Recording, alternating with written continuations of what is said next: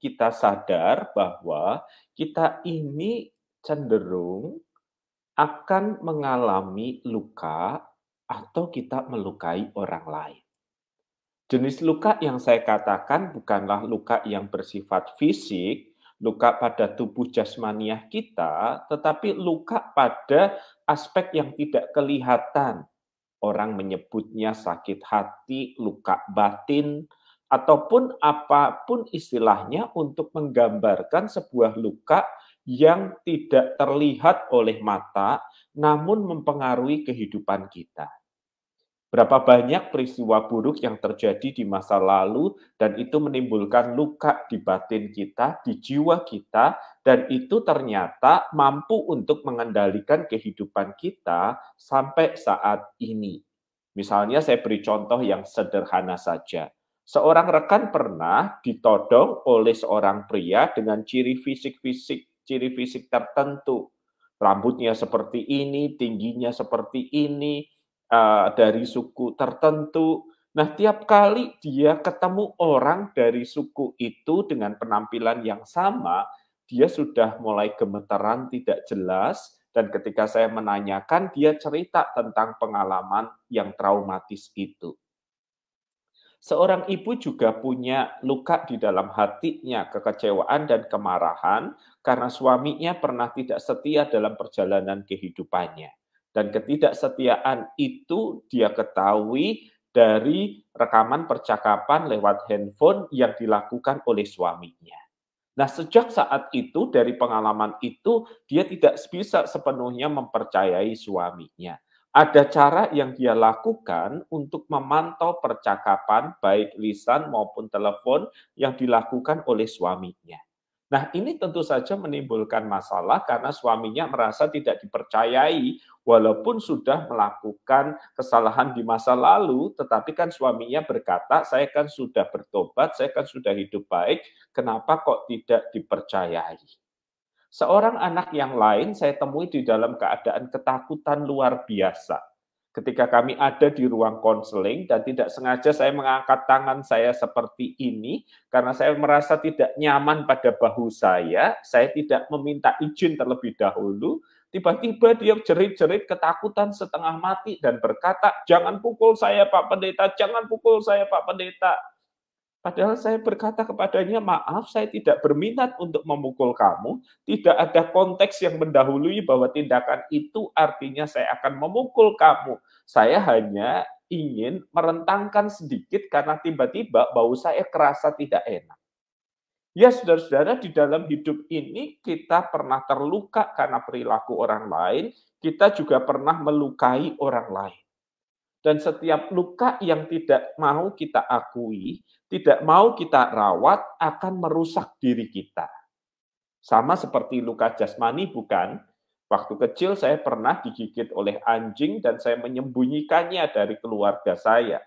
Namun lama-kelamaan luka itu mulai berbau, bernanah, dan menimbulkan infeksi tertentu.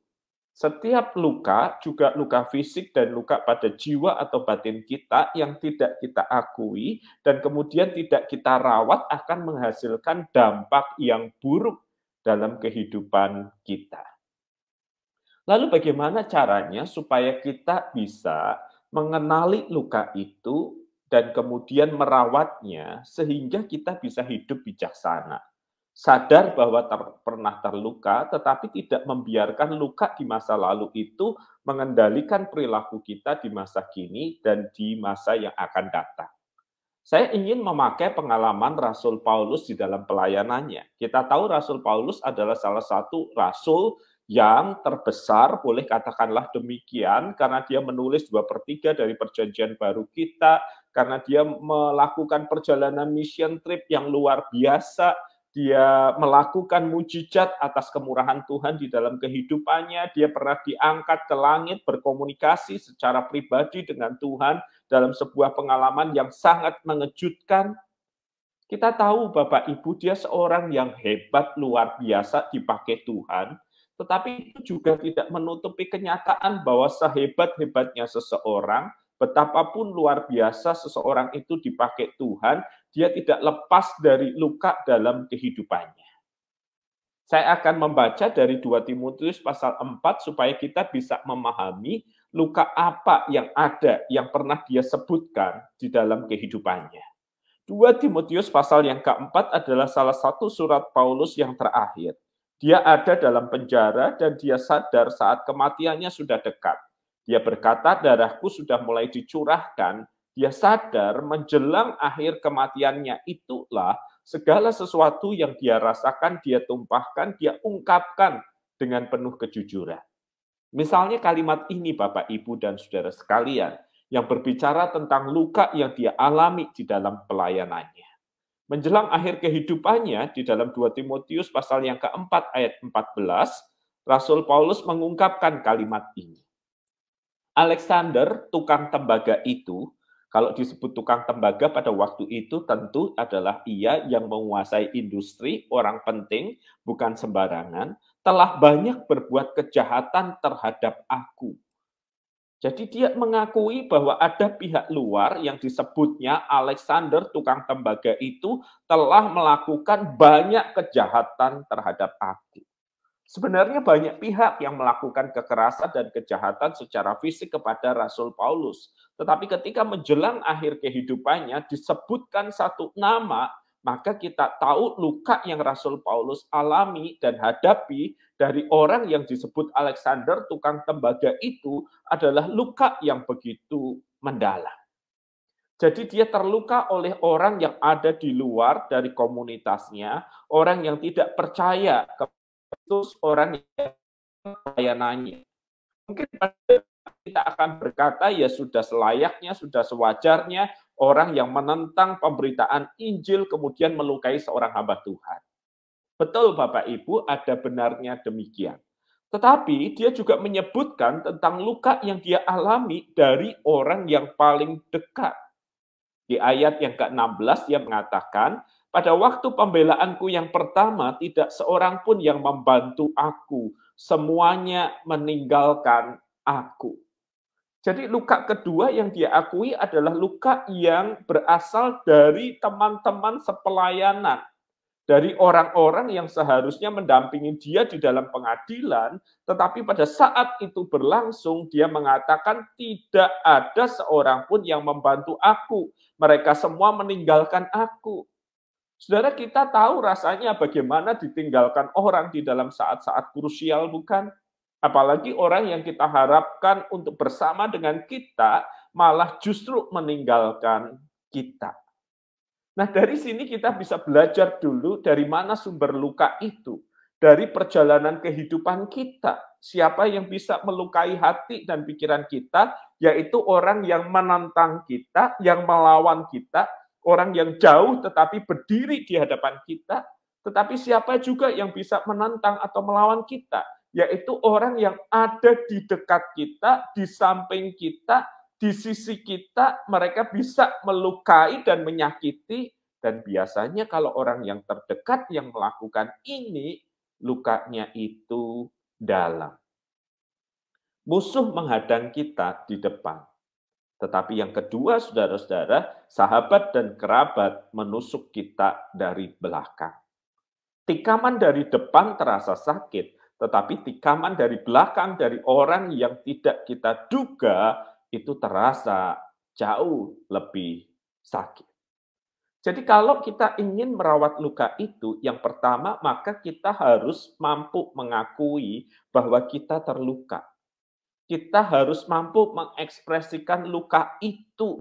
Sama seperti Rasul Paulus berkata bahwa Alexander tukang tembaga itu telah banyak berbuat kejahatan terhadap aku. Pada waktu pembelaanku yang pertama tidak ada seorang pun yang membantu aku, semuanya meninggalkan aku. Ada pengakuan bahwa kita terluka, kita tersakiti.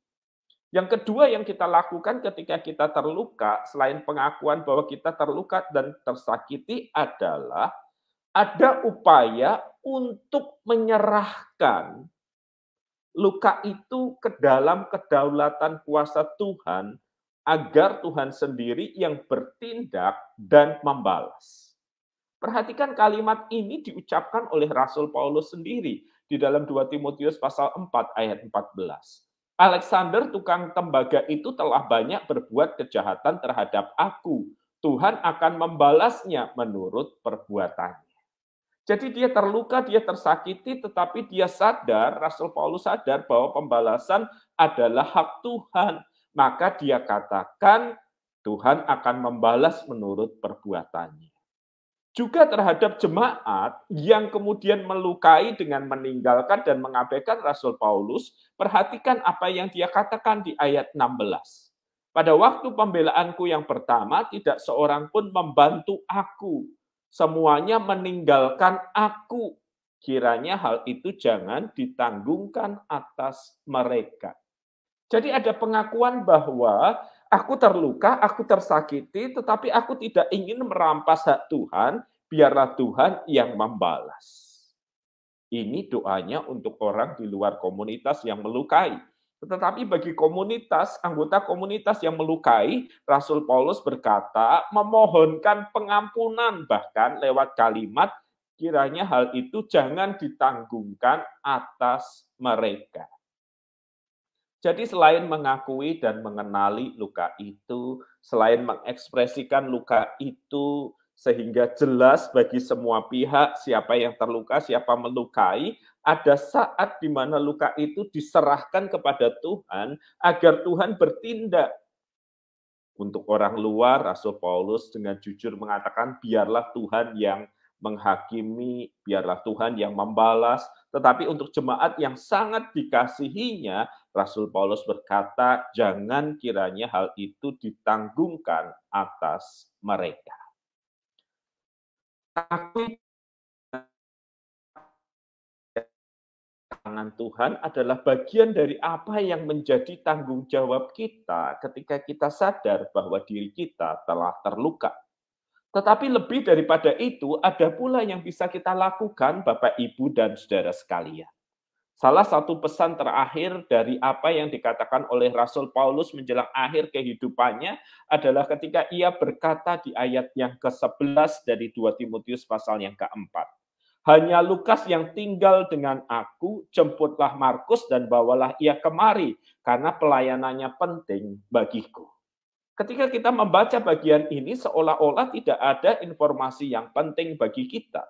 Tetapi dari sejarah kita mengerti bahwa orang yang disebut Markus atau Yohanes Markus adalah orang yang menjadi rekan pelayanan Paulus dalam perjalanan misi yang pertama bersama dengan Barnabas. Tetapi di dalam perjalanan misi yang pertama itulah orang yang disebut Markus itu meninggalkan dua orang ini kembali ke Yerusalem. Dan peristiwa itu sangat melukai hati Paulus, sangat menyesakkan hatinya, sehingga ketika perjalanan misi yang kedua, Barnabas ingin kembali membawa Markus, maka Paulus menolaknya dengan sangat keras, dan dua orang ini berkonflik hingga akhirnya berpisah. Dari besarnya konflik yang menghasilkan perpisahan antara dua orang besar, yaitu antara Paulus dan Barnabas, maka kita tahu pokok masalahnya adalah Markus. Kita mengerti luka yang ada di dalam hidup Paulus cukup besar, sehingga dia tidak mau Barnabas ikut. Akhirnya Paulus bersama dengan Silas, dan Barnabas akhirnya mengajak Markus untuk bersama dengan dia dalam pelayanannya. Tetapi menjelang akhir kehidupannya, Paulus berkata kepada penerima surat Timotius ini kepada Timotius dengan mengatakan, hanya Lukas yang tinggal dengan aku, jemputlah Markus dan bawalah ia kemari karena pelayanannya penting bagiku. Ada saat di mana Paulus begitu terluka, tetapi ada saat di mana dia menawarkan sebuah rekonsiliasi hubungan. Ya, ada sesuatu yang engkau lakukan telah melukai hatiku di masa lalu, Markus, tetapi kini aku menawarkan sebuah rekonsiliasi hubungan denganmu. Nah, ini menjadi penting Bapak, Ibu, dan saudara sekalian. Tentu rekonsiliasi hubungan itu melewati sebuah proses dan tidak terjadi begitu saja. Tentu ada hal-hal yang kemudian harus ditempuh dan dijalani sampai kemudian relasi itu pulih seperti sedia kala. Jadi apa yang harus kita lakukan untuk merawat luka sehingga hidup kita bijaksana? Yang pertama, akui kita terluka. Yang kedua, ekspresikan bahwa kita terluka, ekspresikan secara sehat. Yang ketiga, serahkan ke dalam tangan Tuhan soal pembalasan, dan marilah kita berdoa memohon pengampunan Tuhan, bahkan untuk mereka yang melukai kita. Yang keempat, juga memungkinkan rekonsiliasi terjadi, maka rekonsiliasilah sebagai sebuah tanda bahwa kita yang terlukai bersedia memaafkan, mereka yang melukai sudah mengakui kesalahannya, sehingga kemudian kita bisa hidup seperti sedia kala. Semoga itu menolong kita untuk menjalani hidup secara khusus di tengah luka yang kita terima dan terasa begitu menyakitkan, baik dari orang luar maupun dari orang yang ada di dekat kita. Semoga Tuhan menolong kita. Saya serahkan ke Pak